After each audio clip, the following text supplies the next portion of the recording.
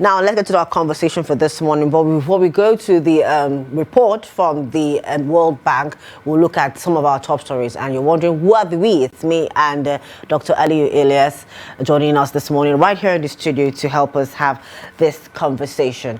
Doctor, thank you for joining us. An economist and development expert, supply chain. Shall I go on? It's okay. Thank you for having me. Good morning. Okay, thank you for joining us. Now, our first story there, the federal government has decided to slash the signature bonus from $100 million to $10 million. That's $90 million off. That's a lot of money, actually. And in case you're wondering what a signature bonus is and why does this actually matter, a signature bonus is a one-time upfront payment made by an oil company to a host government when it signs an oil exploration and production contract, such as petroleum production sharing contract or oil mining lease. So now what the government has done, which they say, as you can see on our screen, FG slashes signature bonus to $10 million, and they're targeting a 2.5 million barrels per day by 2027. Currently, we're doing about 1.8 or so yes, exactly. per day, more than what OPEC has actually we are doing given well. us. Yes. So what do you think about this? I think it's a very good one if government is now incentivizing investors. So because this is an incentive for investors to actually come, because once you are paying, you are looking at it, the upfront, the money you pay at the beginning is always just like people that are starting business. The first sunk cost, there are costs that they are not occurring, but the first lump sum you are paying is going to have a lot of impact even on your production as you want to kickstart. So it's a good one. They are incentivizing. We only say that don't stop at this level alone. Go to other sectors. Incentivize people, especially our electricity sector. Remember that it has been unbundled. States can have their, but up till now, we've not seen investment in that area. Maybe because of the entrant, the challenges that. So if you can incentivize people, they will come. I'm sure with this by January, we should be doing 2 million. We are around 1.8 now, and the target is about 2.5 million barrel per day, and that's why they are incentivizing that sector so that people will have that incentive. Global community will see reason why to come and invest in it in Nigeria. Okay, now I know it's a good initiative, wonderful idea, wonderful plan, but doesn't that mean like we're trying to put our economy back to being oil dependent again? We have never maximized that sector ever before now, so it's not that you have not even maximized half of it. You recall that in that area there's a lot of sector. Look at gas, that is just CNG is just coming up. Look at other petrochemical, other advantages that are there. We have not actually maximized. So incentivizing that area does not mean you want to really focus more on it. No, you can do better in it and do better in all other sector at the same time. Okay, all right, let's move on to another story there. The second one we'll look into while we're covering our conversation for the day. But let's go over to that NEPSA to unions. We saw the drama that had took place last week, 2 weeks ago, Pegasus, Dangote, and there's still some sort of fallout of it, due to gas. Now, the price of gas went high. Some places had some fuel scarcity. It looked quite funny, but you see, the NEPSA is saying to unions that free trade zones, which is where Dangote's refinery is located, has a 10-year grace to not have strikes and lockouts, whatever happening there. Right. I think myself, I had to drove my family to go get gas. Well, getting there, they said there is no gas. So we have to go like 3 places. By the time we get, they said it has actually increased. That's how I got to know the impact. So the impact is actually biting. Perhaps that every household need gas to actually cook. We have encouraged us to move from kerosene and wood, to purely gas. But now we have shortage. I think government should do what they can do so that we can have enough reserve. That's such 3 days or 1 day. Actually, it was like a day strike or so. Because but the impact for me, I don't even agree, because I think before that strike was pronounced, we started experiencing little hitches, because those that actually supply their major, they do not have at that period. Then talking about the free trade zone, the idea of free trade zone is to incentivize businesses. You don't pay, and look at the advantage again. There wouldn't be anything 10 years. They give them the moratorium and whatever. But be that as it may, we wouldn't say because of that we will also not want to look at the plight of Nigerian citizens, or the plight of people that actually work in that sector. So now that you are bringing that law, have you also make sure that you actually prevent the right of workers? I remember there's a particular media organization that intended to go to South Africa in particular to actually start their outfits there. They could not stay because of the labor conditionalities. So people in those advanced countries, they want you to take the labor actually as important as possible. Now, what brings about Dangote and labor union impasse was actually what we can actually look from the two sides. Yes, Dangote has come to actually help us in terms of balance of payment, balance of trade, creating employment, but we do also close our eye and say people that actually work in those places, should not have the benefit, the welfareism. Now, we are looking at, according to, I listened to Aliko Dangote said that he's going to pay his people about three times what the average employment salary is. His work is beyond salary sometimes. So there's some motivation, there's some conditionalities, that it's when they are unionized that they can actually take advantage of those things. So I think we should solve it. We should stop quoting the loss of each party in this case. All right, so now before we go to our conversation, today is a very important week for most organizations. I had my friend's company, they wore school uniforms and were dancing and all sorts of things are happening this week. And right here in Media Trust Group, we'll be celebrating it today. Our staff will be wearing traditional outfits to showcase themselves, and their traditions. But it's Customer Service Week. And I just want you to just drop, something about the theme, Mission Possible. What do you think that means? Right. The major aim of Customer Service Week, as ratified by UN, is basically to celebrate people that actually make life easy. For example, you're a presenter and you make life easy for people. You provide information and whatever. So you have to be celebrated. So we have to celebrate people that actually make life more easy for customers. Your viewers are your customers, so you make life easy for them, give them the data, the rightful things, and other stuff as well. So you have to be celebrated. Oh wait, so that's the aim. If I understand what you're saying, Customer Service Week is to celebrate the person providing services to the customer, not to the customer. Celebrating the customer. But a lot of people don't get it right. They now celebrate the customers. So that's the major aim, and that's why you see your organization is wearing attire, doing a lot of programs, so that you make yourself happy. And let me now tell you the meaning of Mission Possible. Mission Possible simply means that if staff are in their right senses, they work as team, they can serve people very well. Mission Possible. So the Mission Possible simply means after making sure that staffs are well treated and they have the right training, the right opportunity, the right welfare, they can now serve people very. So that's the meaning of Mission. Wow. So happy Customer Service Week to you. Thank you so much. Thank you so well. Happy Customer Service Week to all of us out there. Okay, now thank you for that clarification on what that week actually means. Let's now go to our conversation for today. The World Bank released its report, October edition. It's actually biannual report, Nigeria Development Update. And this time around, it says, yes, there's been some good things happening, but it's not translated. Good reforms, but people are not experiencing it. Here in Trust TV, we have some report and people have something to say. Let's take a look at that. President Tinubu's policies, including a 20 trillion naira infrastructure fund, food security drive, student loans, and power sector decentralization, were designed to stabilize the economy. But questions persist over their real impact as citizens share their experiences and economists ask if progress exists beyond official figures. They are indicators of the domestic reality. If we remember vividly, around 2022, even the Bureau of Statistics highlighted that there are over 133 million Nigerians that are facing multi-dimensional poverty. So when you look at that statistic and you look at the present record of 139 million Nigerians facing poverty, me, I wouldn't say anything about the reform. All I know is that if there is any positive impact the reforms have been making, I think it should be reflecting in the lives of the citizens of the country. You understand? I think people have been suffering since the institution of this government. I believe even that data is not even accurate.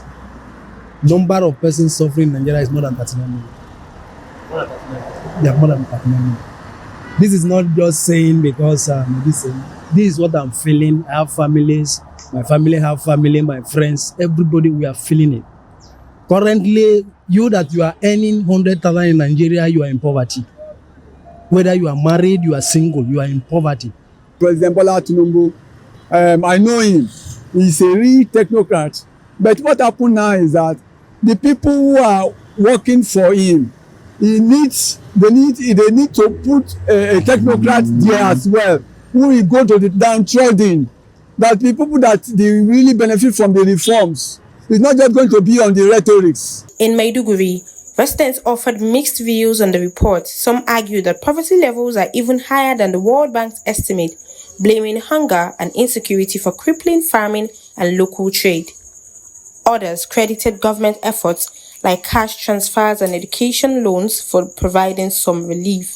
137 million people in Nigeria in poverty. There are more than this. Let's talk of Borno, Yobe, Bauchi, Adama, and Taraba. You will get over 80 million people who are handicapped, who cannot even buy food. More especially in my city, in fact, the government is even paying gratuity, pensioners, and what have you. So, since the effect of this present administration has never even failed in a day for not paying workers' salary, workers' entitlement, and what have you. Almost of them are suffering. We are in real poverty. People are suffering and dying without food. They are not well fed because people are bankrupt. They don't have money. For examples, in my local government, I know that, especially in Damboa local government, a lot of people were suffering because of the poverty. They cannot be able to cultivate wilds in their farms lands. So that's why poverty is committed in that area. Calling for the presidency to look into the matter of the youth and also with the World Bank. Those poor people are massively much in the country. Across the country, Nigerians are urging the federal government to adopt practical, people-focused measures to ease hardship. Many say the benefits of current policies remain invisible at the grassroots, despite repeated assurance of recovery. The phone result is growing day by day, but unfortunately the common man on the street is not getting any impact. Looking at the economic policies figures, it looks just good that the Nigerian economy is improving. We are regaining ourselves back. Our reserves are doing fine. Investors are getting more hope to come into the country and put their money in. But the common man on the street has not seen any of this impact. But now the government is telling us that economic policies has actually contributed to making our lives better. But the truth of the matter is that you will know if the economy is better from the lives of the people. And I'll tell you that people are still struggling. So I can tell that life at the ordinary level, at the base, is still very expensive for Nigerians. Food prices are crashing at the expense of food. The federal government is crashing down food prices at the expense of food. In Kaduna, residents also lamented rising living costs. Dr. Ismail Mohammed of Kaduna Polytechnic agreed with the World Bank concern, saying that despite macroeconomic gains, ordinary Nigerians still struggle for basic needs. The major reforms that have been taken by this government is the issue of removal of subsidy, the issue of floating of the naira, which obviously impact negatively on the people, because people are paying more for petroleum product now. Before it was 200 naira per litre, now it is about 900 plus per litre, which people are spending. It is eroding the purchasing power of people. A lot of Nigerians, they are not financial inclusion. What do you mean by financial inclusion? If you go to villages, thank God, if not of this cashless, you want left for them Buhari, where a lot of OPay and money points and other accounts have been opened for people's for their accounts. So a lot of people don't have accounts, and this kind of support or reforms will not have access unless you have accounts. So tell me, even you're somebody that is staying in the village or in a remote area, if you don't open accounts, you're not financially inclusion. How can you benefit it? I can even say the Nigerians are not getting any relief and no any reformation that Nigerians can see on the ground.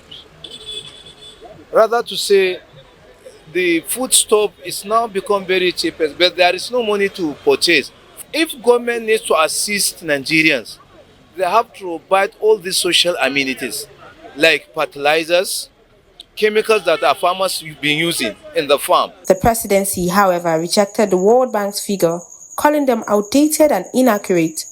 Presidential aide Sunday Dari argued that the data relied on model estimates that do not reflect current realities, adding that the new 70,000 naira minimum wage shows clear progress when compared with the $2.15 daily poverty benchmark. There you have it, people airing their own opinions and their minds on that report from the World Bank, talking about the fact that, now, according to reports, actually from policy to people, bringing the reforms gained home. That's what the title of that report is from the World Bank. It's the October edition of Nigeria Development Update. Now, also a brief, just key things that were said in that report. According to the World Bank, over 139 million Nigerians, about 61% now live below the national poverty line. Despite reforms, household welfare has deteriorated due to high inflation, currency depreciation, and weak job creation. The bank wants that reforms must translate into tangible welfare improvements, not just macro stability. Now, you've heard the people. The World Bank has spoken. The government has come to say what they've said. We don't agree. These numbers are not correct. And the people have already said what they have to say. As an economist, what do you have to say? Right. So I think my opinion will go with the people because, everybody will judge according to what is in his or her pocket. Because in the long run, no matter how you hear the reforms, you want to consider your household. Have you been able to provide the expected 3 square meal? Have you been able to transport yourself to where you want to? Have you been able to pay the school fees? This is where people calculate if it's actually right. But I think as in 2019, it was said that it's 81%. So, and if you look at it now today, they said 139 million people are out of 81 million people there. Now it's 139 million. So if you look at the number, you see that it's not far from what we should be looking at. Because if you look at the implication of the last 2 years policy, it has made people to go down below the poverty line, simply because most things that make livelihood much more better, especially transport, energy, these are the things that make life much more easier. They are pretty difficult to access because of the price. Like one of the commentators actually said in the Vox Pop, said before fuel was around 195 200. Specific 200. Now it is about 900. So if you look at that, that has eroded the purchasing power. Now another person also said that you have the foodstuff cheap, but there is no money, and that's what we're actually saying. Now the purchasing power of people counts. You could have food very cheap, but the purchasing power is not there, and that's why most of us will always canvas that. Most people will say we want bigger salary, higher salary. Sometimes it will not be meaningful, because if you have 100,000 naira salary and you want to buy food stuff, how many will you buy? By the time you buy a bag of rice, what remains for you for the whole month? So the major problem is that all the macroeconomic indicators, I will attest to it, they are positive, but they have not actually show in the day-to-day. And why? There's what we call lag time and lead time in economics. So lag time, the time at which that new standard, new economic policy will start to actually, impacting on the market is a problem. But we must also come back. Has transport be cheaper, the more, that's the problem. Has the supply chain be easy? These are the things that we need. So the purchasing power is the major problem. And I also saw a report that said PMI said is around 54%. Yes. And if you look at that 54%, that's simply people who have much more purchasing power. So the disposable income is not sufficient to buy the food that is said to be cheap. But I'm also sure that maybe very soon we'll start see it reflecting gradually if it is not eroded again. Remember, next year is a pre-election year, though things will flow in the first quarter, maybe later you see that things are actually, because there will not be much more focus on solving the immediate problem. Okay, so is it safe to say that this lag time you mentioned is what is affecting, is the reason why poverty has remained high despite the positive macroeconomic indicators? It is part of it, and lag time could only come to fruition if we can maintain and sustain the level of achievement that we have now. You know, if you didn't succeed, if you don't do, just like the way they remove the interest rate, you know, 27%, and the asymmetric corridor was bring to, you know, is it 25 basis? I know 250. 250 slash 260. Right. So if you look at it now, remember when the inflation started coming down gradually? Why is it that they take time, like 6 consecutive times, before they now reflect it in the interest rate? That's exactly what happened. So things will take time before it starts taking effect. Okay, so now one of the things that was spoken about in this report is the reforms that have been done. You could have mentioned them yourself, the reforms in the last 2 years. Do you think they were inclusive enough to actually cover rural dwellers, you know, and people, you know, in low-income Nigerians? Right. So if you ask me, my opinion is that it's a bit harsh. It's a bit how do I call it? It does not really factor human face as expected. Because if you want to do, I recall that President Muhammad Buhari, when they want to remove fuel subsidy, he made mention of about 3 things. There's going to be sufficient CNG that will cushion the effect. There's going to be household, safety net, like they rightly said, and there's going to be energy security, just like Dangote. You know, then we're waiting for Dangote. But if you see it now, most of those things are not working because he said our refinery is going to be running at a particular level. It is not running. The CNG that is supposed to help the transport system, I'm sure we know that if it's 100%, we have not even done 20%. That has not actually helped. And when you talk about safety net also, how many persons? The last time that they said is 25,000 naira for each household. But for me, I don't support those things because it's temporary and it's an intervention in nature. So if you do it first month, second month, third month, what about the other month? What will people do? And how many people is taking advantage of that? So we must fix the legacy problem of having more production, of making life much more easy, of bringing security, of making sure that food security is available. Because the major problem we are having now is about food security. The major problem is what? Food security. Because if food security is there and you make life much more easier, people will not spend like 50% to 60% of their income on food. Okay.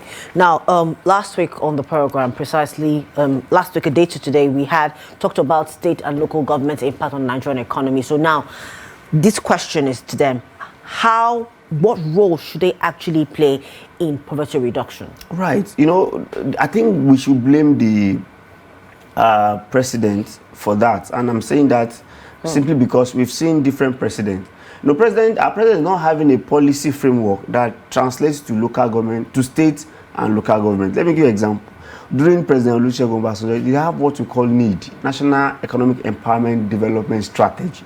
Then in the state we have SEED, in the local government we have LEAD. So what is happening in federal government is actually flowing. I recall during the 2023 August specifically, the government said they have declare state of emergency on food security. And I made mention, I don't know if it's on this platform, that you cannot achieve it if you don't carry states and local government along, because the agriculture you want to use to achieve that aim, land belongs to the state and local government, and they must buy into what you actually want. You said you want to cultivate the particular hectares of land every year. You said you want to do all-round season farming. Federal government alone cannot do. So I think federal government is not actually having a policy that will actually trickle down. Now let's now come down to states. Now states is getting more money like never before. I want to ask, what does it translate to people? Though I will agree with them that the value of naira, the money they are collecting, is not the way we are actually looking at it. But even be that as it may, how many of them has make an impactful, outcome out of the money? Because before, if you share 600 billion and now you are sharing 2 trillion monthly, it's supposed to reflect on the day-to-day activities of people, a lot of projects that will move people out of poverty. And for local government, I think they are handicapped. They have to take everything the state is bringing hook, line and sinker. That's a problem. So let's hold state also by the jugular. But I also come back to federal government again. Remember, during the Okonjo-Iweala and Jonathan era, every month you see in the newspapers how much was allocated to each state each local government, so that even as citizens we can actually follow Trying to know, that in yes. local government you got so and so allocation. How far? What did you use it to? We can follow the money and follow the project as it were. But now it's not like that. So federal government need to make sure that all what they are doing also trickle down in terms of policy framework. You know, for instance, the government said they are giving each state 10 billion naira. Then I remember for CNG buses. How far has it actually translates to better life for people? So also in agriculture, you remember federal government is buying 2,000 tractors. For me, you don't need to buy 2,000. Just make sure that you give fund and you give a conditionalities that you need to buy 1,000 tractor each state. Imagine if each state actually embark on such projects, farming will be much more easier for people to embark upon. So basically, what you're saying is, while certain implementations have been done, follow-up is important. Yes. Oversight is important. It's very, very important. To see that these things actually go through. And that also go to the National Assembly too. Yes, there was a story about that, I think earlier this week, talking about that the Speaker or the President of the Senate was talking about oversight being needed to see that certain projects are being done. And that's why when we hear about loan, our first fear is that, is the loan going to be for capital project? Is it going to be follow-up? And the onus is only on the National Assembly to follow up. All right, yes. Those oversight committees doing their due diligence to say that these things are being done. Now, our time is running out. Now, given the poverty scale that we have currently, right, and you've talked about, lag time and all, but what timeline exactly could we look to that is realistic to see the meaningful improvements in our living standards? Right. So the fact remains that our agency must also be up and doing. For instance, CBN. So if you have reduced the interest rates, you must also look at oversight on banks to make sure that it actually reflects on their day-to-day activities. Then in terms of lag time, we have seen the macroeconomic indicator showing positive outlook. So for us to start enjoying it, if it can be sustained, if it is sustained, maybe January, February, we start looking at first quarter of 2026 that things may actually come down compared to now, and it will have much more effect on people's pockets. So basically, if we're following you, your economic projections, in the next 3 months, we should see some. We start see some signs that yes, things are much more, because the president said direct them that slash the food price in the market. All those things they are doing, we're supposed to see it if all things being equal. Ceteris paribus. Okay, all right. Thank you so much, Dr. Aliyu Ilias, for your insights on the conversations.